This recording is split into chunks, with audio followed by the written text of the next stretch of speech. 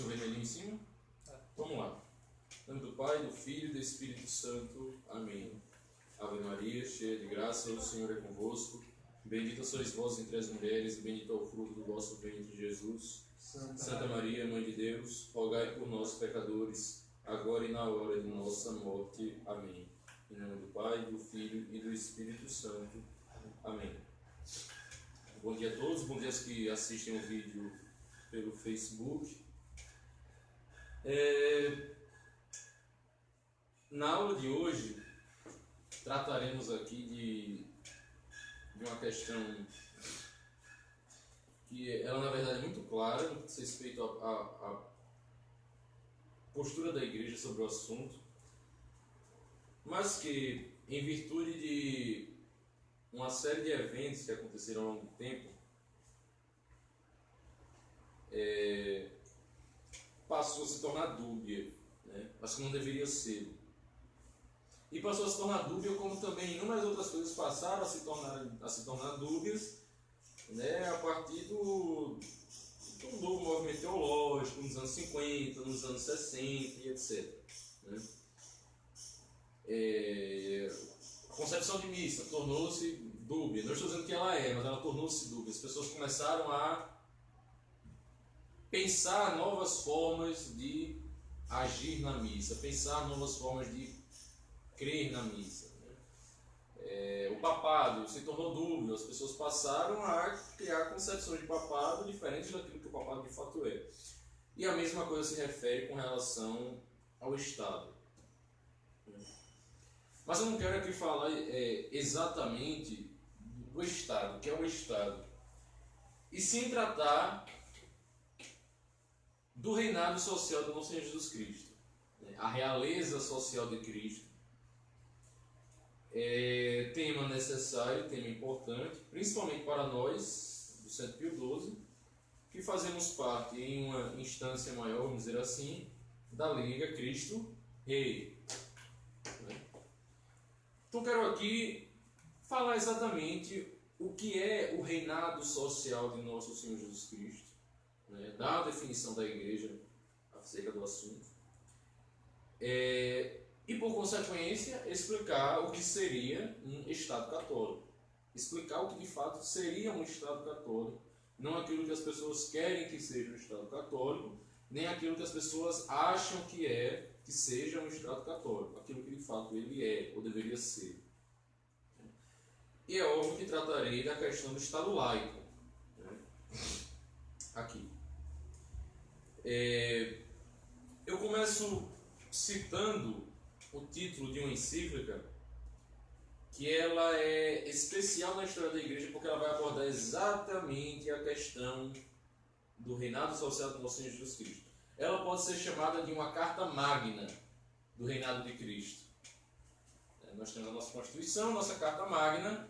Esta encíclica que citarei agora, ela poderia ser conhecida, ser vista como uma carta magna. Encíclica esta que é a Quas Primas de Pio XI, né? Quas Primas de Pio XI, publicada em 11 de dezembro de 1925. É através desta encíclica que ele vai introduzir no calendário litúrgico a chamada Festa de Cristo Rei, Solenidade de Cristo Rei. E ele introduz, é interessante porque ele introduz, e estou falando do calendário tridentino, né? Em 1925 a missa era tridentina, não havia missa nova, não houve reforma litúrgica, o Concílio Vaticano II, nada disso. Ele introduz a festa de Cristo Rei no calendário litúrgico, ou seja, toda a disposição dos tempos litúrgicos, das solenidades, das festas, etc.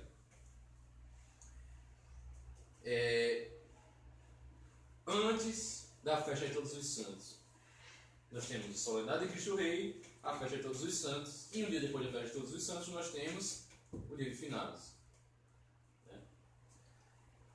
Por que Pio XI o faz? O que ele quer dizer quando institui a festa de Cristo Rei e a coloca exatamente nessa periodização é que Cristo, ele reina, o reino de Cristo não é apenas um reino celestial, mas é também um reino que se faz presente na vida pública. Se essa solenidade de Cristo Rei está inserida ainda no decorrer do calendário litúrgico e não no final do calendário litúrgico, é uma coisa que eu vou falar sobre isso depois, o que se quer dizer aí é que o reinado de Cristo está presente no meio da sociedade civil. Não é uma coisa para o fim dos tempos somente, mas é algo que deve ser vivido agora. Não é o reino dos céus trazido para a terra. Isso é uma concepção... Teologia de libertação fala muito disso. O reino dos céus na terra. Né? Mas é um reino social de Cristo. A presença reinante de Cristo na sociedade. A autoridade triunfante de Cristo na vida pública. Certo? O que acontece é que a concepção de reinado social de Cristo ele muda com o tempo. Né? E aí Paulo VI, ele, quando faz as adaptações do novo calendário litúrgico, ele coloca a festa de Cristo Rei para o último domingo, no tempo comum. O último domingo tempo comum, domingo anterior, antes do primeiro domingo do Advento, ou seja, quando se encerra o calendário litúrgico, o calendário do ano, fazendo alusão ao reino de Cristo que há de vir nos últimos tempos, no fim dos tempos, melhor dizendo, mas que não necessariamente está presente agora, na vida pública, na sociedade civil.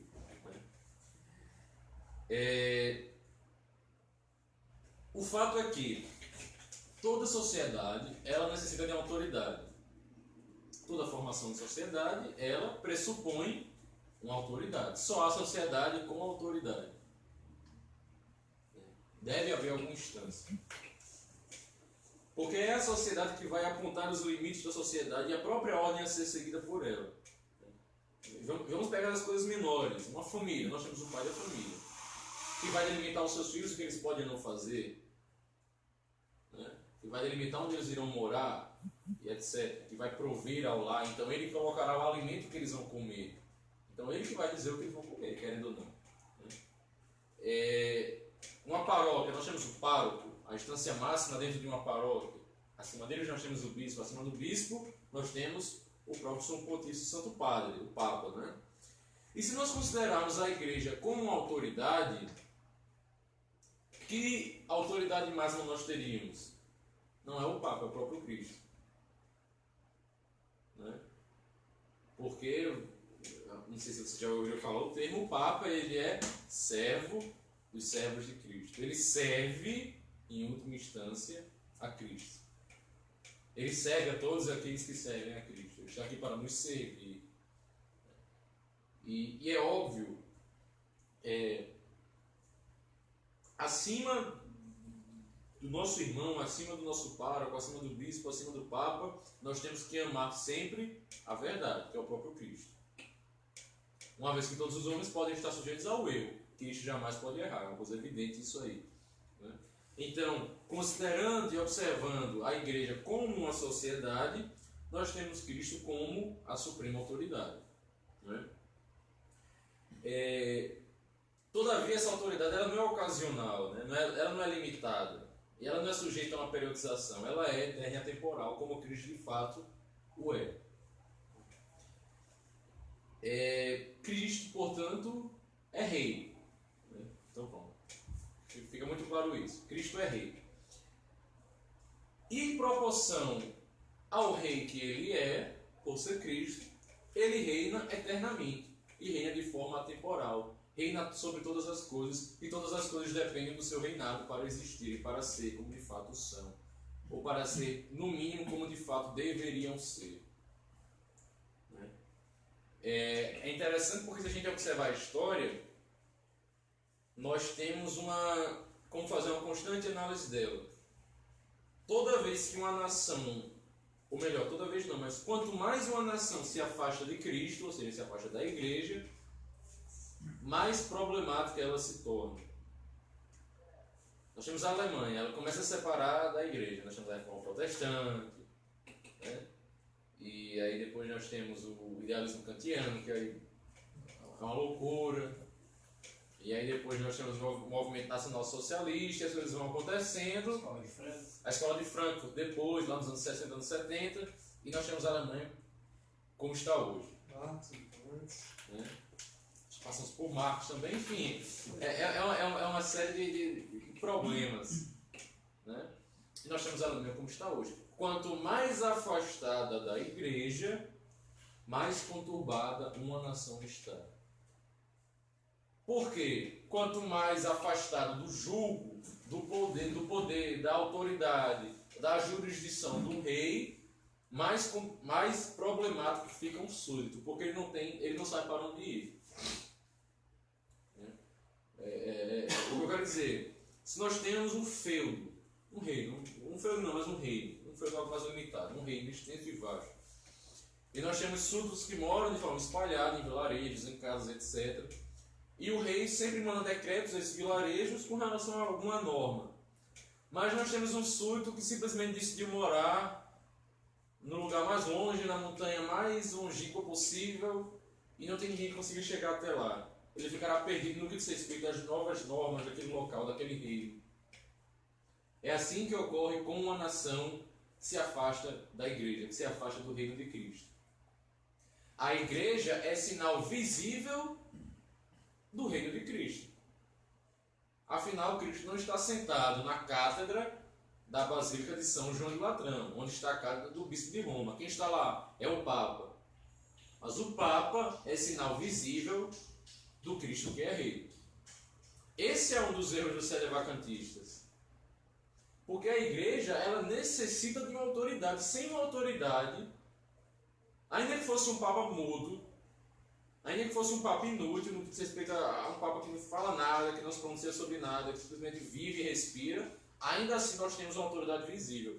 E toda a sociedade depende de uma autoridade visível. Alguém que você possa consultar, no mínimo. Os sedevacantistas não têm isso. Quem eles consultam? Ninguém sabe. Eles consultam eles mesmos, aos seus bispos. Né? E são os mesmos sedevacantistas que tanto falam, e falam com razão, do mau hábito de certos teólogos, né? Hábito este que é o apreço por novidades. Os modernistas, de fato, eles têm um grande apreço por... O Deus dos modernistas é o que é o novo. Mas os sedevacantistas não entendem uma coisa, que o próprio sedevacantismo é uma novidade. O próprio sedevacantismo é uma novidade. Até onde eu sei, não havia sedevacantismo antes dos anos 70, antes dos anos 80. Não havia, mas se torna uma novidade a partir dali. E é uma coisa que, para quem conhece, né, o próprio Dom Tomás de Aquino, que ele é bispo, ele é bispo e é superior, salvo engano, do Mosteiro da Santa Cruz, da chamada Resistência, que fica em Nova Friburgo, Rio de Janeiro. Ele diz: nós não podemos aderir ao sedevacantismo, porque o sedevacantismo também é uma novidade. Toda novidade é uma perigosa para a igreja. Né? Então, nós necessitamos de uma autoridade visível. Assim como a igreja é a autoridade visível do reino de Cristo. E sendo autoridade visível, aí vem a questão. Sendo autoridade visível do reino de Cristo, como Cristo é rei do universo, né? A igreja ela tem autoridade sobre todas as coisas no universo também. Não é à toa que é isso que ele diz a São Pedro: tudo que ligares na terra será ligado nos céus, tudo que desligares na terra será desligado nos céus. São Pedro, Papa, cabeça da igreja. Então a igreja que media, que liga todas as coisas entre o céu e a terra. Que media as graças através dos sacramentos. Nós encontramos sacramentos na igreja. Que media a doutrina, nos dá a verdade revelada através da igreja, do magistério, dos ensinamentos, dos dogmas, das bulas, das encíclicas. Né? E que também media todas as questões de moral, melhor dizendo, né? Que diz os limites da atuação do Estado, que diz os limites da atuação do mercado, que diz os limites da atuação de um determinado líder. que diz aquilo que é lícito e justo a uma sociedade, mas diz também aquilo que não pode ser seguido porque pode levar uma sociedade ao fracasso. Certo?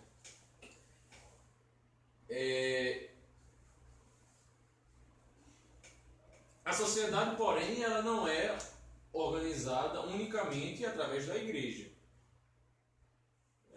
Nossos prefeitos não são padres, nossos governantes não são bispos. Os padres e bispos são governantes na instância eclesial. Todavia, aquilo que a igreja trata, aquilo que a igreja traz acerca de uma questão temporal, isso deve ser seguido por qualquer autoridade civil. Por quê? Como eu digo, e eu vou repetir isso mais vezes, se Cristo é rei do universo, ele reina inclusive sobre o Estado. Seria muito, como é que eu posso dizer, falacioso defender o reinado de Cristo, o reinado eterno de Cristo, mas ao mesmo tempo dizer que não, vamos separar o Estado da igreja porque a igreja não tem que dizer nada que o Estado deve fazer. Vamos deixar que as consciências sejam iluminadas e as pessoas percebam o que é errado e o que é certo. Mas o que é que diz a Escritura? Maldito o homem que confia no próprio homem.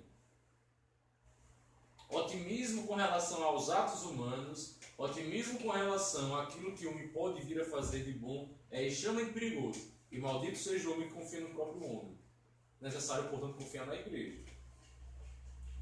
Vou esperar eu que as consciências se iluminem pela graça e a sociedade perceba que o mercado liberal ele traz malefícios? Não, a igreja já nos traz isso, já nos ensina isso. Vou esperar eu que os homens percebam que um Estado gigante, paternalista, né, ele é prejudicial para a estrutura da sociedade? Não, a igreja já nos ensina isso. Vou esperar eu que há limites para a liberdade econômica? Não, a igreja ensina isso.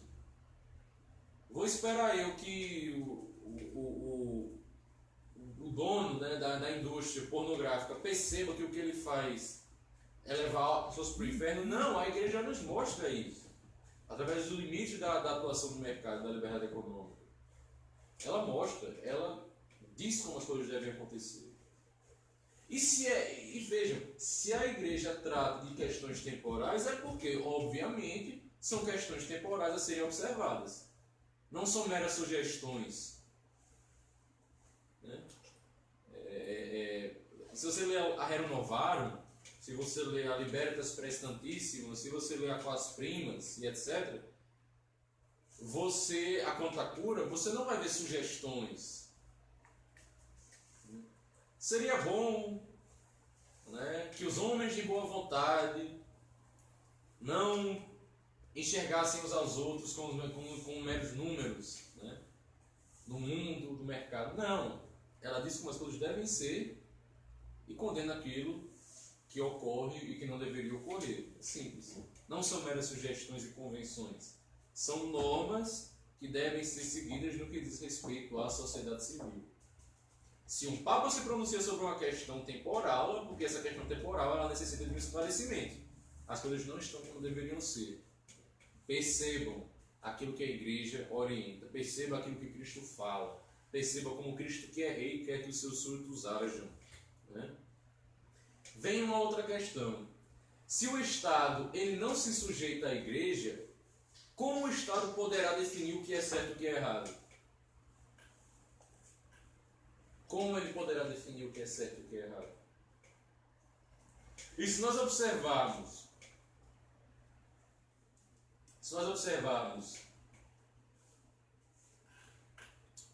a mentalidade laicista, no fim das contas são pessoas que querem ser os seus próprios deuses, querem ditar o que é certo e o que é errado, não querem submeter à igreja. É aquela coisa. Eu sou o súdito de Cristo na minha vida privada, mas na minha vida pública não sou. Minha família seguirá a Cristo, será uma família católica, numerosa, piedosa. Vamos rezar o texto todos os dias diante da imagem de Nossa Senhora. Vamos ter um altar, vamos à missa. vamos ter vida sacramental. Mas a sociedade, bom, ela se resolve com ela mesma. Ela se resolve com ela mesma. Aí, bom, vamos esperar as consciências serem tocadas pela graça.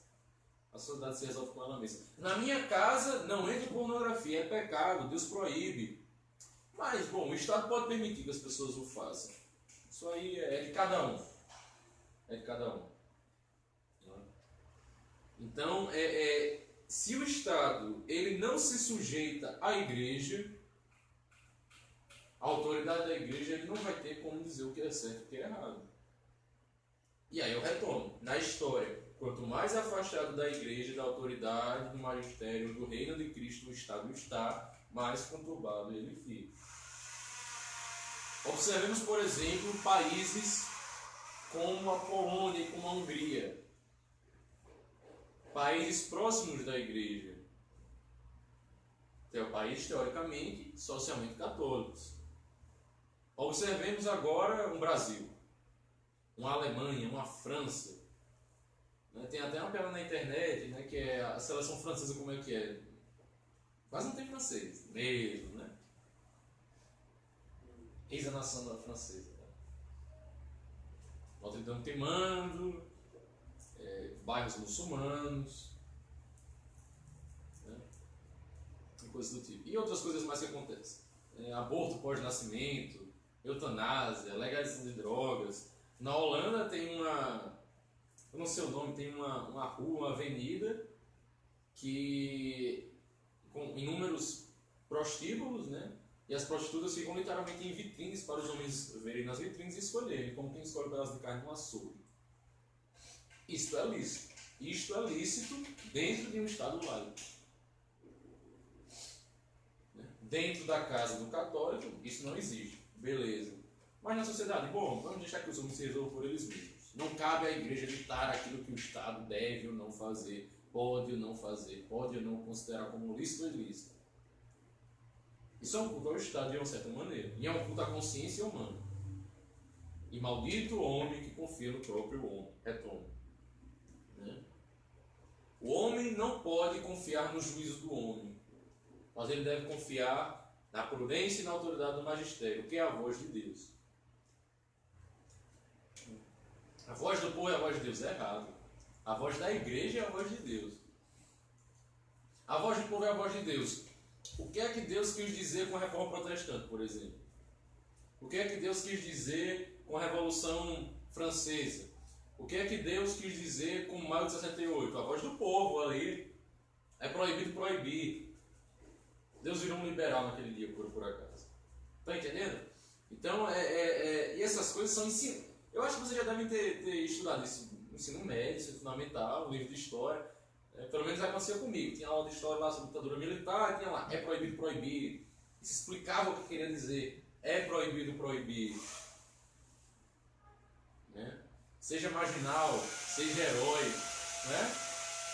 Uma total subversão do que é certo e do que é errado. E isso se dá exatamente por uma coisa que eu já falei em inúmeras aulas aqui. O inacreditável otimismo mundial que surgiu, que brotou, que explodiu nos anos 60 e nos anos 70.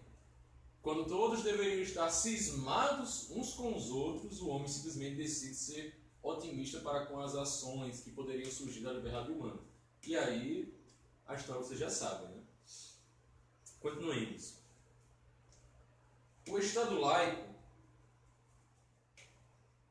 e antes de falar disso, tem aquelas falácias, né? Estado laico não é um Estado ateu. É um Estado que dá liberdade para todos seguirem as religiões, inclusive a religião católica. Tudo bem, mas é um Estado que também dá liberdade. E eu sempre vou citar o exemplo da pornografia, porque para mim é o exemplo mais firme de como o Estado laico ele é um problema. Mas ele também permite que a mocinha fique nua numa vitrine para os homens escolherem se querem ou não ter relações sexuais com ela. Ele permite que nós expressemos nossa fé católica. Mas ele também é um Estado que proíbe, por exemplo, que seja feita uma imagem de Nossa Senhora Aparecida em Aparecida, em virtude de uma comunidade que pode se sentir ofendida ou não por isso. Não é? é permitido no Estado laico, nós temos, graças a Deus, e ainda diz, graças a Deus, nós temos um Estado laico que nos permite viver a nossa fé católica, mas ao mesmo tempo esse Estado laico, dá a um patrão o direito de obrigar os seus trabalhadores a trabalhar no domingo e a não guardar o domingo. Não é? Que outras leis iníquas mais? É um Estado laico que dá à pessoa, a um doente, a autoridade sobre sua própria vida. Eu quero morrer ou não. Isso é um Estado laico. Mas nem nós somos donos de nossas próprias vidas. Só quem dá a vida e só quem a tira é Deus, que é rei de todas as coisas. Né?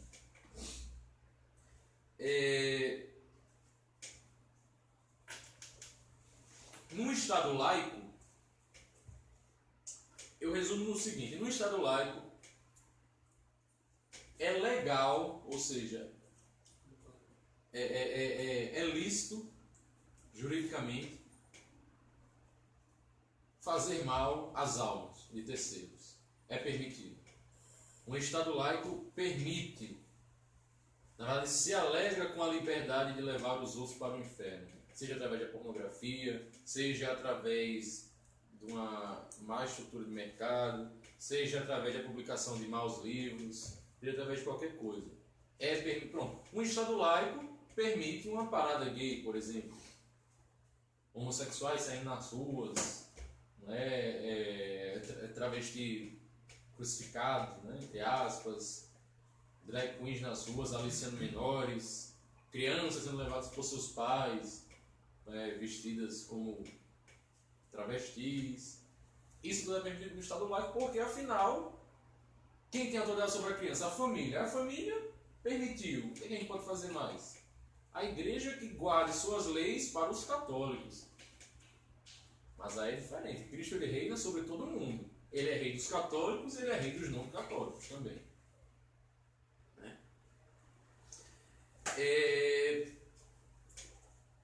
A Inquisição, por exemplo, é um exemplo da verdadeira autoridade social da igreja. Porque o que aconteceu com a Inquisição foi o seguinte: nós temos, na Idade Média, os movimentos gnósticos, né? E especificamente um movimento chamado catarismo, os cátaros. E os cátaros, eles... Vou resumir, o que os cátaros acreditavam era basicamente que haviam dois deuses, um deus mau e um deus bom. O deus mau cria a matéria, tudo aquilo que é possível tocar, de ver, de conferir, palpável. E o deus bom cria a alma. Tudo aquilo que é matéria é mal para o nosso corpo. Para a nossa alma, perdão. Consequência: mulheres grávidas eram assassinadas porque tinham dentro de seu ventre o quê? Uma criança, um corpo, uma matéria. Os cátaros fomentavam a ideia da morte por inanição. Não se alimente. Comida é matéria. É algo mal. Faz mal para a sua alma. Morra de fome. E outras coisas mais. Causavam inúmeros males sociais, revoltas, massacres, morticínios. O que a sociedade começou a fazer? Matar os cátaros. E pior, matar suspeitos de serem cátaros. Se em um vilarejo alguém era suspeito de ser um cátaro, as pessoas iam lá e literalmente matavam aquela pessoa. Apedrejavam, queimavam, esquartejavam e outras coisas mais. A igreja observa isso, o que é que faz? Instaura um tribunal para dar a cada pessoa, teoricamente, cátara, ou albigense, né, os cátaros da cidade de Albi, a possibilidade de serem legitimamente julgados. Inquisição vem de inquirir, de questionar. Que autoridade intransigente era essa que questionava? Até onde eu sei, uma verdadeira ditadura, uma autoridade facínora, ela não questiona, ela só prende, tortura e mata. Não é? Mas a Inquisição ela vem de inquirir, de questionar. Então a igreja criou um tribunal com testemunhas, com direito do contraditório. E na verdade, boa parte do que a igreja criou a partir da Inquisição é fundamento de direito como nós vemos hoje. Nós temos uma promotoria, nós temos um advogado, nós temos direito ao contraditório, à contra-argumentação da acusação. Nós temos direito a testemunhas. E se a pessoa de fato era inocente, estava livre. E se de fato tinha uma determinada culpa, uma pena era aplicada a ela. Mas por que a igreja puniu pessoas na Inquisição? E nós sabemos que é um número muito menor daquele número que é exposto por aí. Né? Na cabeça de algumas pessoas, a igreja matou 1 bilhão de mulheres ruivas na Idade Média. Criou-se a ideia de que, literalmente, as pessoas pensam que a igreja matava ruivos porque, na cabeça delas, uma mulher ser ruiva, teoricamente, era bruxa. E aí começam as coisas mais, né? O fato é que a igreja puniu pessoas, e a igreja entregou pessoas para o braço estatal para serem mortas de fato. Julgou eram de fato culpadas, o Estado que resolve agora o que faz. Mas por que a igreja julgava? Porque a igreja inquiria e porque a igreja condenava? Porque muito mais do que um mal social, um mal ao corpo, estas pessoas causavam um mal à alma. E aí o católico tem que entender o seguinte: eu posso morrer literalmente, ser morto, perder a vida, mas eu não posso perder a minha alma, né? Ou seja, eu não posso ir para o inferno. Basicamente, o resumo da obra, né? Eu não posso ir para o inferno. Num Estado laico, simplesmente só há a pura visão material daquilo que pode fazer mal ao corpo ou não. Por isso que no Estado laico, teoricamente, as drogas não são legalizadas em alguns países, porque faz mal ao corpo, mas não é porque faz mal à alma. Está entendendo? E ao mesmo tempo, a pornografia é legalizada. Porque a droga ela é proibida no Brasil e a pornografia não o é. Porque a mentalidade laicista é a seguinte: não fazendo mal ao corpo, não matando, o resto, bom, é da consciência de cada um. A mentalidade laicista não crê na alma. Não crê que existe alma humana. E não crê que nós temos um dever, uns para com os outros, como São Paulo alertava em várias de suas epístolas, de suportar uns aos outros, sermos suportes, sermos degraus de uma grande escada que leva para o céu, tá entendendo? O laicista, ele não crê nisso, ele não suporta a ideia de um dever de caridade para com a salvação do próximo. Essa é a questão. Ele não quer ter esse dever de caridade. Ele quer lavar suas mãos. Cada um que se vire com sua própria consciência. Na minha casa, eu crio meu castelinho católico. Fora daqui, é de cada um. Só que eles não percebem a armadilha na qual eles se colocam, porque eles vivem em sociedade, eles não vivem numa ilha. Eles não são Tom Hanks no Náufrago. Eles vivem numa ilha. Se permite o laicismo na rua, na minha casa não. Mas o seu filho um dia vai sair de casa e ele vai ver e vai encontrar o mundo que você ajudou a construir. E aí, nós temos as consequências, né? Uma coisa que eu havia falado anteriormente. Não podemos separar a nossa vida privada da nossa vida pública. Nós não podemos. Claro, certos atos realizados privadamente não são feitos publicamente. É uma coisa óbvia. Né? A relação conjugal entre marido e mulher não é feita publicamente, é sempre privadamente. Certos hábitos de mortificação e oração são feitos de forma privada, não pública. Né? Aqueles que usam flagelo, por exemplo, como mortificação, não vão sair no meio da rua se flagelando.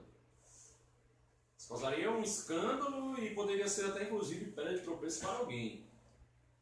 Mas no seu quarto, na sua casa, bom, você tem seus hábitos de piedade, seus hábitos de mortificação, seus hábitos de oração, não é? Todavia, nós não podemos deixar de amar a Deus, inclusive na vida pública. Essa é a questão. Né? Nós não podemos servir a Cristo em privado e negá-lo em público. Porque o próprio Cristo disse: quem me negar diante dos homens, eu negarei diante do Pai. E aí você está condenado.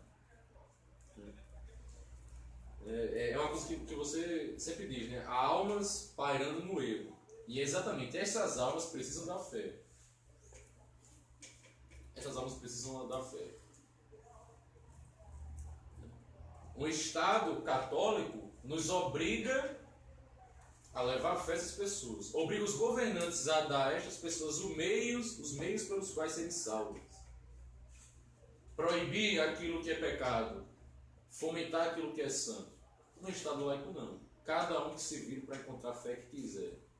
Inclusive a fé errada. Se você quiser, você tem direito a isso. Sem direito de ir para o inferno. Em resumo, é isso aí.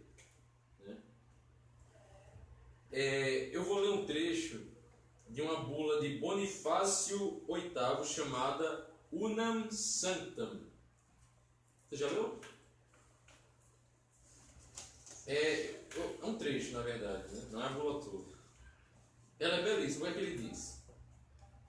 Por isto, esta igreja, una e única, tem um só corpo e uma só cabeça, e não duas como um monstro. É Cristo e Pedro, vigário de Cristo, e o sucessor de Pedro, conforme o que disse o Senhor ao próprio Pedro: apacenta as minhas ovelhas. Disse minhas em geral, e não esta ou aquela em particular, de forma que se subentende que todas lhe foram confiadas. Assim, se os gregos ou outros dizem que não foram confiados a Pedro e aos seus sucessores, é necessário que reconheçam que não fazem parte das ovelhas de Cristo, pois o Senhor disse no Evangelho de São João: há um só rebanho e um só pastor. As palavras do Evangelho nos ensinam: esta potência comporta duas espadas. Todas as duas estão em poder da igreja, a espada espiritual e a espada temporal. Mas esta última deve ser usada para a igreja, enquanto que a primeira deve ser usada pela igreja. O espiritual deve ser manuseado pela mão do padre, o temporal pela mão dos reis e cavaleiros, com o consenso e segundo a autoridade do padre. Uma espada deve estar subordinada a outra espada. A autoridade temporal deve ser submissa à autoridade espiritual. O poder espiritual deve superar em dignidade e nobreza toda espécie de poder terrestre. Devemos reconhecer isso quando mais nitidamente percebemos que as coisas espirituais sobrepujam as temporais, estão acima. A verdade o atesta. O poder espiritual pode estabelecer o poder terrestre e julgá-lo se este não for bom. A igreja julga o Estado. Ora, se o poder terrestre se desvia, será julgado pelo poder espiritual. Se o poder espiritual inferior se desvia, será julgado pelo poder espiritual superior. Mas, se o poder superior se desvia, somente Deus poderá julgá-lo, e não o homem. Assim testemunha o apóstolo: o homem espiritual julga a respeito de tudo, e por ninguém é julgado. De São Paulo, na primeira carta aos Coríntios. E conclui, mais à frente: por isso declaramos, dizemos, definimos e pronunciamos que é absolutamente necessário a salvação de toda criatura humana estar sujeita ao Romano Pontífice. Ou seja, não são apenas os católicos que estão sujeitos ao Papa. Todos os homens estão sujeitos ao Santo Padre. Porque ele é a figura visível da autoridade da igreja, que é universal. Ou seja, manda em todo o universo.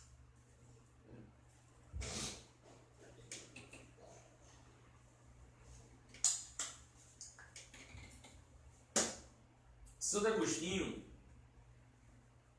ele nos diz, né, que o príncipe pode servir a Deus como indivíduo e como príncipe, servindo fielmente e privadamente, e como príncipe, sancionando aquilo que ele chama de leis religiosas. Ou seja, se Deus dá a alguém, e vale ressaltar, Nosso Senhor diz no Evangelho de São Mateus, capítulo 28, versículo 18: é-me dado todo o poder no céu e na terra. Portanto, se alguém tem um poder, se alguém tem alguma autoridade, se alguém é rei, se alguém é príncipe, se alguém é presidente, se alguém é governante, esta autoridade lhe foi dada pelo próprio Deus, que ele permitiu ter esta autoridade. Não foi dada pelo povo, foi dada por Deus. Certo? E aí vem a questão. O príncipe, quando eu falo príncipe, entendam qualquer autoridade, autoridade civil. O príncipe pode servir a Deus como indivíduo e como príncipe, servindo fielmente privadamente, e como príncipe sancionando leis religiosas. Afinal, a autoridade que ele tem deve estar submetida à autoridade da igreja, a autoridade de Cristo através da igreja. Santo Afonso dizia, né? Se eu ganhar um rei, é interessante, né? Um rei, ele só diz um rei. Se eu ganhar um rei, ou seja, converter um rei católico, um governante genuinamente católico, terei feito mais pela causa de Deus do que se tivesse pregado em centenas de missões. O que um soberano tocado pela graça pode fazer, milhares de missões jamais farão.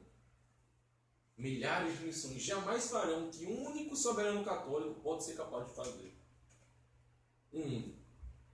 Basta um único presidente, basta um único rei católico e será feito mais do que milhões de missões poderão fazer. Afinal, o que o missionário pode fazer? Anunciar a verdade, condenar os erros. O que um rei pode fazer? Proibir, perseguir e punir o erro. Essa é a diferença. Ele pune o erro. Ele pune o aborto. Ele pune o divórcio. Ele pune a eutanásia. Ele pune as drogas. Ele pune a pornografia.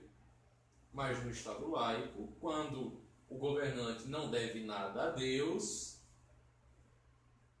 bom, é da consciência de cada um. Está doente, quer morrer, eutanásia. Quer relaxar? Use drogas, pode fumar maconha, não tem problema nenhum não. Está cansado? Cheire pó, para ficar elétrico, né? Está carente? Pornografia está aí para você, fique à vontade. Prostituição? Tranquilo. E assim começamos. Né? O casamento está mal, pode se divorciar, só resolver a questão jurídica e acabou. O que Deus uniu, o homem pode separar agora. Porque o Estado é laico, o Estado não deve nada a Deus. Então assim, o católico ser laicista, no fim das contas você tem que ser... Você vive uma contradição com a sua própria fé. O que Deus uniu, o homem não separa. Mas agora as pessoas têm liberdade de consciência para, inclusive, se separarem. Não é? É um dos frutos das maravilhas do Estado laico. Até hoje eu não encontrei uma coisa boa que o Estado laico pode nos dar. Só encontro desgraça. Tem um pastor aqui em Natal, não vou dizer o nome, que eu já assisti palestra dele umas 2, 3 vezes, e ele insiste em dizer que o Estado laico foi uma conquista do cristianismo. Os protestantes têm essa visão. Os protestantes têm essa visão. Até porque o protestantismo ele influencia o Estado laico. Ele influencia o Estado laico, porque o Estado laico nada mais é também, entre outras coisas, mas de uma forma mais macro, eu posso dizer que o Estado laico nada mais é do que um Estado que ele quer se apartar da autoridade de Deus através da igreja. Como o protestante odeia a igreja, e ele não quer ser submetido à sua autoridade, então ele quer o Estado laico. Né? É uma frase que eu acho... Ela não tem sentido, lógico, algum. Uma frase protestante que alguns repetem, né? É melhor estar unido, estar dividido na verdade, do que unido no erro. Como você está dividido na verdade, amigo? Não faz sentido estar dividido. Ou é também, como alguns dizem, é melhor a divisão na verdade do que a união no erro. Não faz sentido algum. São várias verdades. Você pode estar unido no erro. Todos estão unidos, todo mundo está errado. Mas não é possível que todos estejam separados na verdade. A verdade é uma só. Que é Cristo, inclusive. Eu sou o caminho, eu sou uma pessoa só. Eu sou o caminho, a verdade e a vida. Só há um caminho, só há uma verdade, que nos leva à vida eterna. Ninguém vai ao Pai senão por mim. É um caminho só. Cristo não é mais de uma pessoa. Né? Isso fica muito claro.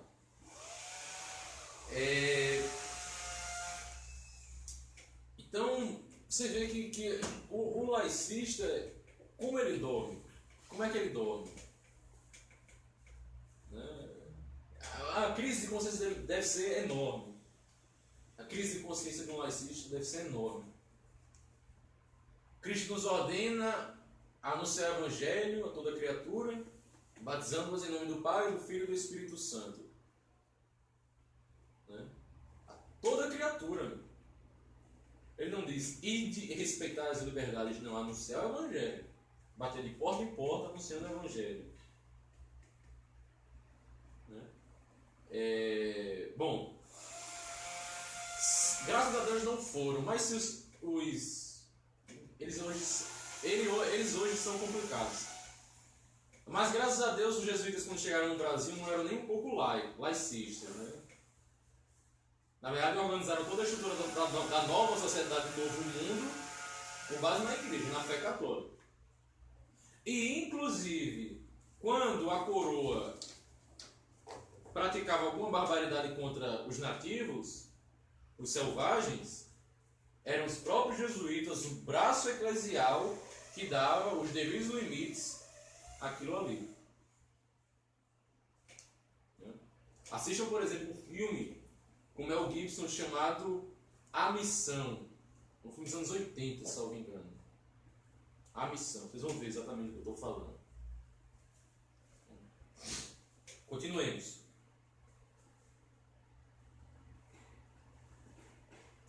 A classe prima, tá? Isso é o que eu citei. O que é que ela diz o seguinte? Sobre a festa de Cristo Rei, né? Com a celebração ânua desta festa, hão de relembrar-se outrossim os estados que aos governos e à magistratura incumbe a obrigação, bem assim como aos particulares, de prestar culto público a Cristo e sujeitar-se às suas leis. É uma obrigação. Lembrar-se-ão também os chefes da sociedade civil do juízo final, quando Cristo acusará aos que o expulsaram da vida pública, e a quantos com desdém o desprezaram ou desconheceram. De tamanha afronta há de tomar o Supremo Juiz a mais terrível vingança. Seu poder real, com efeito, exige que o Estado se reja totalmente pelos mandamentos de Deus e os princípios cristãos, quer se trate de fazer leis ou de administrar a justiça, quer da educação intelectual e moral da juventude, que deve respeitar a sã doutrina e a pureza dos costumes. Em resumo, o Estado deve sujeitar a igreja. E pronto. Não gostou, procure uma seita para você fazer parte. A noção católica é esta. A noção católica é esta. O problema é que a concepção das coisas vai mudando. Por exemplo, o matrimônio. O matrimônio tem dois fins. Um é superior ao outro. O fim procriativo, obviamente, é superior ao fim unitivo, ao fim do amor. Por que é superior? Veja, o casal está casado. Se os dois fins tenham o mesmo peso, se acabar o amor, acaba o casamento? Não, eles têm os filhos. Mas a mentalidade liberal, modernista, é o seguinte: acabou o amor, pode se separar. Por isso que a partir dos anos 60 o número de divórcios cresce. Porque nos anos 60 se igualam os dois fins do matrimônio. O fim procriativo e o fim unitivo. Se acabar o amor, você pode separar. Antes não. Acabou o amor, odeio minha esposa. Mulher nojenta, eu chego em casa e já estou com raiva. O problema é seu. Dorme em quarto separado, se vira, mas você tem seus filhos para criar. Você tem seus filhos para criar. Eu acho que foi em Buenos Aires, eu fui uma vez a Buenos Aires. Acho que foi lá, tem um cemitério. E há um caso que ele sempre é contado de um casal que se odiava. Né? E eles morreram, foram enterrados e os seus túmulos são virados um de costa para o outro. Né? Mas morreram casados. Se odiavam, mas morreram casados. Porque o amor pode acabar, mas a prole está lá. E o sacramento, ele é indissolúvel. Certo? É o que eu falei. O laicista, ele não crê em alma. No fundo, ele não crê que existe uma alma. Ele não crê que há uma realidade sobrenatural, espiritual nas coisas. Ele não crê em sacramento. Como ele não crê em sacramento, ele permite divórcio, por exemplo. Né?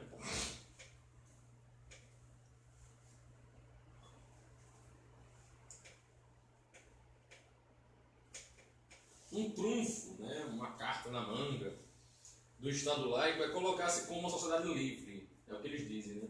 Nós somos uma sociedade livre, de livre associação. Não haverá religião oficial, mas todos serão livres para professar sua fé. E não haverá perseguição à fé alguma. É errado, assim. Se começa dessa forma, se termina como o Brasil é de fato. Né? Aí no Estado laico começam, os comunistas podem falar contra Deus, os depravados podem promover pornografia, né? Os protestantes, eles podem se sentir atingidos pela construção de uma imagem sagrada em praça pública. Né? Alguém vai poder questionar o nome de Deus numa nota de dinheiro. Deus seja louvado. Nem tiraram o nome da nota ou não? Ainda não, né? Se sentiram atingidos. Toda vez que vai pagar, o ateu lê aquilo, sempre coisa na consciência, oh meu Deus. Não pode, porque o Estado é laico. Né? Oh meu Deus, né? Pois é. Mas se o avião caiu, o ateu fala em Deus. Basta a gente vai poder Cristo Rei, se tiver um ateu, a gente vai na turbulência, a gente vai presenciar conversões miraculosas na hora. Tem na internet um negocinho que é um gráficozinho, um avião caindo, assim, meu Deus, aí vai o grau de conversão. Chega no fim, virou um padre já tá até se confessando. Veja, o braço secular, o Estado jamais pode se meter na igreja. Isso é perigosíssimo. Grandes desastres ocorreram porque o Estado se meteu na igreja. Todavia, a igreja pode e deve se meter no Estado por questões morais, por questões de costumes. Quando a lei é iníqua, a igreja a oprime. Quando o costume é mau, a igreja oprime também. Ou estou falando de oprimir mesmo. Colocar peso sobre isso. Punir. Vigiar. Né? Porque afinal a igreja ela se coloca dentro da sociedade para ordená-la a Cristo. Promovendo o que é bom e condenando aquilo que é mal. Né?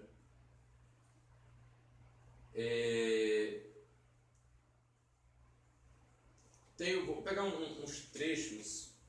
Como ele não me autorizou, não vou dizer quem é, mas é um professor católico no Facebook. Ele fez alguns posts sobre o tema e irei ler aqui. Né? Ele diz o seguinte em um: quem defende o Estado católico como ideal não está, em princípio, confundindo o papel da Igreja e do Estado.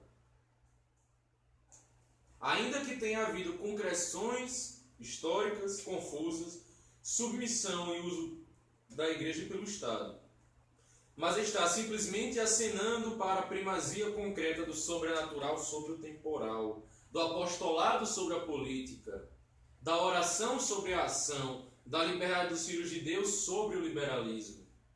Quem defende a separação entre Estado laico e Igreja por temor aos desvios, pelos perigos de poder, pela situação calamitosa do clero, pelo estado de descristianização das metrópoles, etc., está, mais ou menos conscientemente, separando a Igreja da esfera pública e também, mais ou menos conscientemente, depositando algumas de suas mais preciosas esperanças na política do Estado laico. E na direita, e no conservadorismo pragmático, e no humanismo integral, nos homens de boa vontade. Mas o que ou quem pode retificar o conteúdo Leviatã? Desejar um Estado católico é apenas uma forma de expressar o desejo de que Cristo, através de nossa conversão e apostolado, seja livremente amado por todos e reine a virtude, a concórdia e a justiça social. É isso. É um Estado que puna aquilo que é mal e promova aquilo que é bom. É isso. Um Estado católico não existe com canetada. Bolsonaro se converteu, agora o Brasil é um Estado católico. República Católica do Brasil. Não. Um Estado só poderá tornar-se católico se a sociedade assim o quiser. Se a sociedade assim se converter. Né?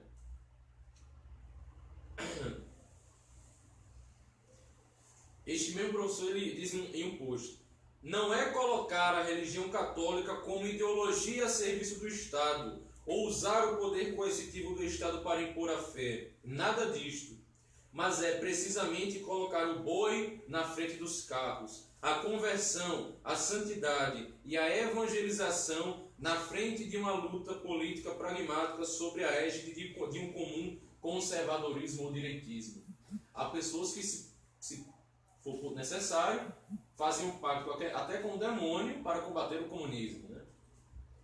E se esquecem de inúmeras outras facetas socioeconômicas que devem também igualmente ser combatidas. O liberalismo, a maçonaria e etc.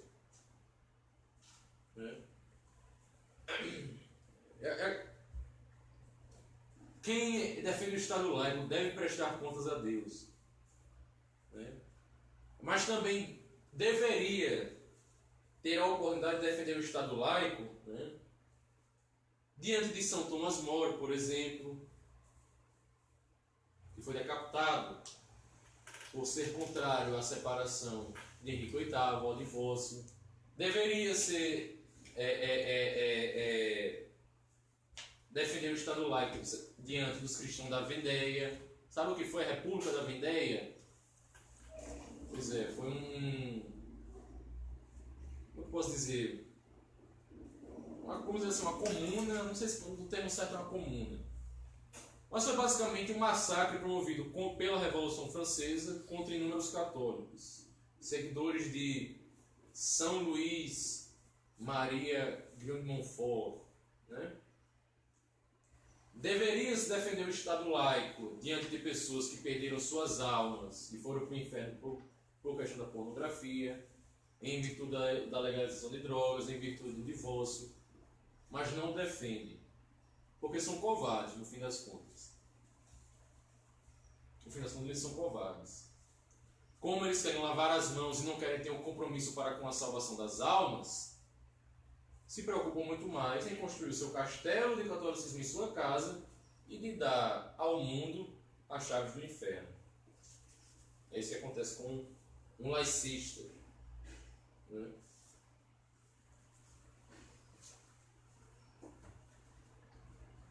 Encerro com as primas. Né? Quando Pio XI vai falar exatamente da questão da solenidade de Cristo Rei, ele diz, abre aspas, fixando a nova festa em um domingo, quisemos que o clero fosse o único a prestar suas homenagens a Cristo Rei, com a celebração do Santo Sacrifício e a reza do Santo Ofício, mas que o povo, desimpedido de suas ocupações ordinárias e animado de santa alegria, pudesse dar a Cristo, como a seu Senhor e soberano, um manifesto testemunho de obediência. Finalmente, mais apropriado nos pareceu o último domingo de outubro, porque este domingo, em certo modo, encerra o ciclo do ano litúrgico, mas ainda não termina o calendário litúrgico ali, é óbvio. Destarte, os mistérios da vida de Jesus Cristo, comemorados no decorrer do ano que finda, terão na solenidade de Cristo Rei, seu como termo e coroa, e antes de celebrar a glória de todos os santos, a liturgia proclamará e enaltecerá a glória daquele que em todos os santos e em todos os eleitos triunfa. É dever, é direito vosso, veneráveis irmãos, fazer preceder a festa por uma série de instruções que se deem, em dias determinados, nas diferentes paróquias, para instruir acuradamente o povo da natureza. Significado e importância desta festa, por onde os fiéis regulem a sua vida, em modo a torná-la digna de súditos leais e submissos de coração à soberania do Divino Rei. Então é isso, né? O Estado, como autoridade civil, deve estar, com autoridade civil, como autoridade temporal, deve estar, por obrigação divina, submetido às leis daquele mesmo que deu ao governante a sua autoridade, que é Deus. Então é isto. Rezemos com a Salve Rainha, em nome do Pai, do Filho e do Espírito Santo. Amém. Salve Rainha, Mãe de Misericórdia, vida, doçura e esperança nossa salve. A vós bradamos os degredados filhos de Eva, a vós suspiramos, gemendo e chorando neste vale de lágrimas. Eia, pois, advogada nossa, esses vossos olhos misericordiosos a nós volvei, e depois deste desterro mostrai-nos Jesus, bendito o fruto do vosso ventre. Ó clemente, ó piedosa, ó doce sempre Virgem Maria, rogai por nós, Santa Mãe de Deus, para que sejamos dignos das promessas de Cristo. Amém. Venerável Pio XII, rogai por nós. Em nome do Pai, do Filho e do Espírito Santo. Amém. Vou concluir.